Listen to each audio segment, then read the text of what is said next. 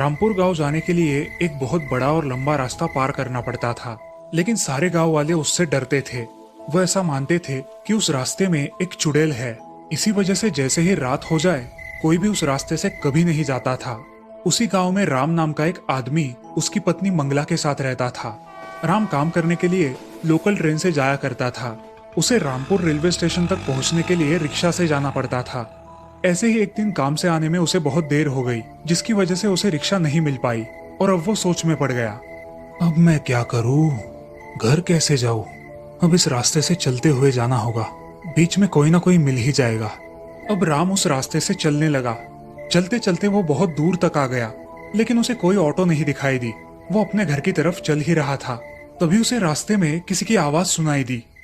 राम, राम, रुको राम। कौन है? कौन है इतनी रात को? पीछे मुड़कर देखो, कौन है? कौन है? मुझे तो कोई दिखाई नहीं दे रहा। कौन है? राम, मैं हूँ, इधर देखो। वो आवाज सुनकर राम बहुत डर गया और घबरा कर जोर जोर से चलने लगा, लेकिन वो आवाज उसका पीछा करती रही। राम बहुत जोर से दौड़ने लगा और जैसे तैसे अपने घर तक पहुंच गया। घर पहुंचते ही वो अपने घर का दरवाजा जोर से खटखटाने लगा। उसकी पत्नी मंगला ने दरवाजा खोला। राम जल्दी जल्दी अंदर चला गया। अरे मंगला, इतनी देर क्यों लगा दी दरवाजा खोलने में?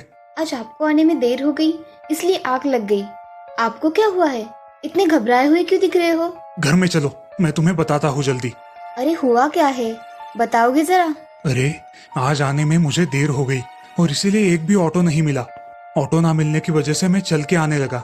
चलते चलते रास्ते में मुझे एक औरत की आवाज सुनाई दी। उसे मेरा नाम भी पता था।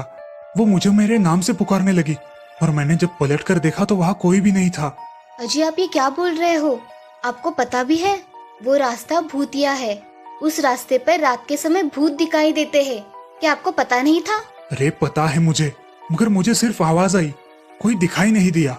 अरे ऐसा बोलते हैं कि जो उस चुड़ैल की आवाज सुनकर पीछे मुड़कर देखता है, उसका पीछा वो चुड़ैल नहीं छोड़ती।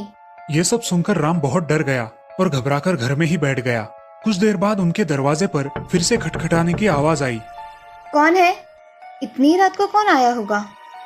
मंगला दरवाजा खोलती है, मगर उसे कोई दिखाई नहीं देता। वो फिर से घर में चली जाती है। थोड़ी देर बाद उनके दरवाजे पर फिर दस्तक होती है। इस बार मंगला और राम दोनों ही बहुत डर जाते हैं। राम घबराते हुए दरवाजा खोलने जाता है।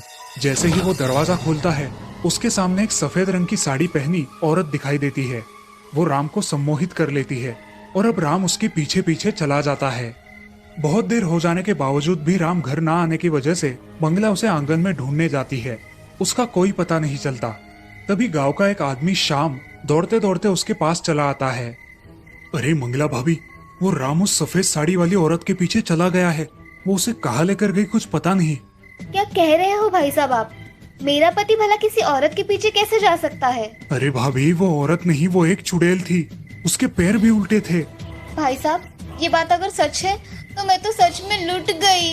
हाय राम। भाभी आप चिंता मत करो, हम सब मिलकर राम को ढूंढ लेंगे। आप रोना बंद करो।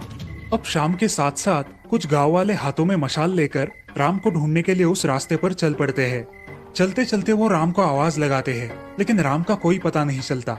उनमें से कुछ लोग तो डर के मारे वहाँ से भाग निकलते हैं। ऐसे ही वो लोग रास्ते पर कुछ देर चलते हैं, तभी कहीं से राम की आवाज आती है। अरे बचाओ बचाओ! ये मैं कहाँ फंस गया। अरे भाई राम कहाँ हो? ये राम की आवाज कहाँ से आ रही है भाई? वो देखिए, वहाँ उस पेड़ पर है राम। कहाँ? पेड़ पर?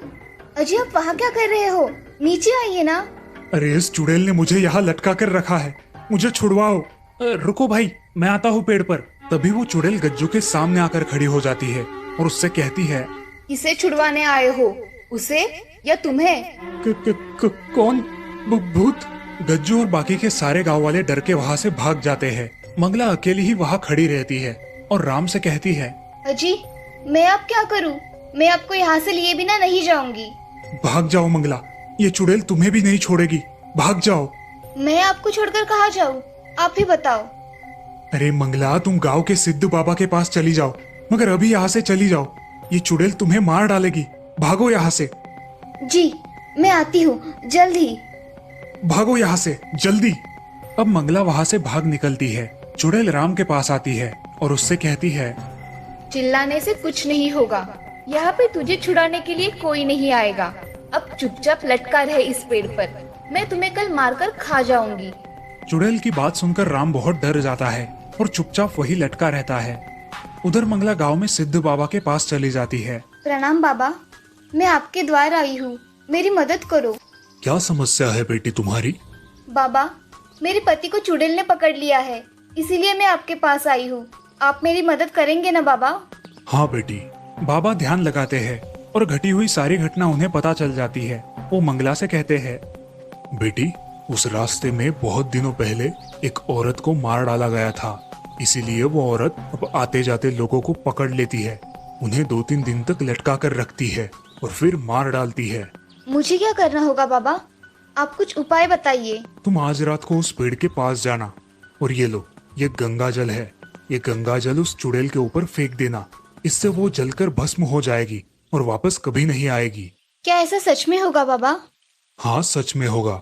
पवित्र गंगा जल में विश्वास रखो और अपने पति को छुड़ा कर ले आओ बेटी। मंगला वो गंगा जल लेकर घर चली जाती है और सुबह होने का इंतजार करने लगती है। अरे आज तो दूसरा दिन है, आज तो ये चुड़ैल मेरे पति को मार डालेगी। अब मुझे जल्दी कुछ करना होगा। हे भगवान, मेरे पति की रक्षा करना। रात होते ही मंगला जल्दी जल्दी उस भूतिया रास्ते से चलने लगती है। उसे अपने पति तक पहुंचने में देर हो जाती है। वो देखती है कि राम को अभी भी वैसे ही लटकाया था, वो चुड़ैल उसे निकालकर खाने ही वाली थी। तभी मंगला चिल्लाई, ए चुड़ैल रुक जा, मेरे पति ने तुम्हारा क्या बिगाड़ा है? छोड़ दे उसे। मैं उसे तो नहीं छोड़ने वाली, मगर अब तुम्हें भी नहीं छोड़ूंगी। अब तू देख मेरा कमाल। मंगला उसे अपनी बातों में उलझाए रखती है, जिससे चुड़ैल को बहुत गुस्सा आता है। वो मंगला को मारने के लिए उसके पास आती है। जैसे ही चुड़ैल उसके पास आई, मंगला ने उसके साथ लाया गंगाजल उस पर छिड़क दिया। वो छिड़कते ही चुड़ैल एकदम से जल उठी और जोर जोर से चिल्लाने लगी। तभी मंगला ने राम को छुड़ाया और वो दोनों वहाँ से भाग निकले। चुड़ैल जलकर भस्म हो गई और इस तरह उस रास्ते पर अब कोई चुड़ैल या भूत नहीं था। सारे गांव वाले बिना डरे उस रास्ते से आ जाने लगे।